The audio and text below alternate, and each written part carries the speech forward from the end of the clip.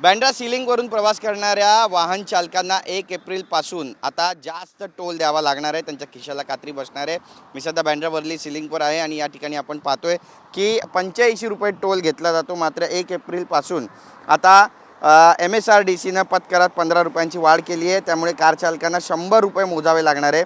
तर बँड्रा वर्ली सेतूवरून प्रवास करणाऱ्या मिनी बस किंवा तत्सम वाहनांना 160 रुपये पथकर भरावा लागणार आहे आणि ट्रक आणि बसला 210 रुपये पथकर द्यावा लागेल आणि टोल याला म्हणतात जो द्यावा लागणार आहे। यापूर्वी सागरी सेतूवरून प्रवास करणाऱ्या कार आणि जीपकडून 85 रुपये, मिनी बसकडून 130 रुपये, तर ट्रक आणि किंवा बसकडून 175 रुपये पथकर आकारला जात होता। MSRDCकडून दर 3 वर्षांनी या पथकर रस्त्यावरील पथकरामध्ये वाढ केली जाते, टोलमध्ये वाढ केली जाते आणि याआधी एप्रिल 2021मध्ये या टोलमध्ये वाढ करण्यात आली होती। आता पुढील 3 वर्षासाठी म्हणजेच 31 मार्च 2027 पर्यंत हे नवे दर लागू होणार आहे आणि निवडणुकीच्या काळामध्येच हे दर वाढलेत, त्यामुळे सर्वसामान्य मुंबईकरांच्या खिशाला आता कात्री बसणार असं बोललं जातं आहे। एकंदरीतच आपण जर पाहिलं तर 100 रुपये प्रत्येक गाडींना आता टोल मोजावा लागणार आहे आणि सर्वसामान्यांच्या मुंबईकरांना कात्री बसते।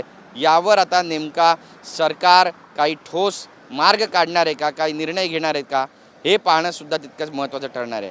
कॅमेरा पर्सन रोशन गायकवाडसह गिरीश गायकवाड, TV9 मराठी, मुंबई।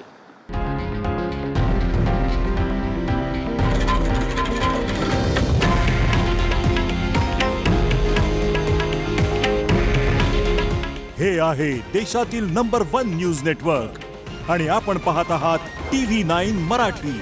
काळजी तुमची, हित महाराष्ट्राचं।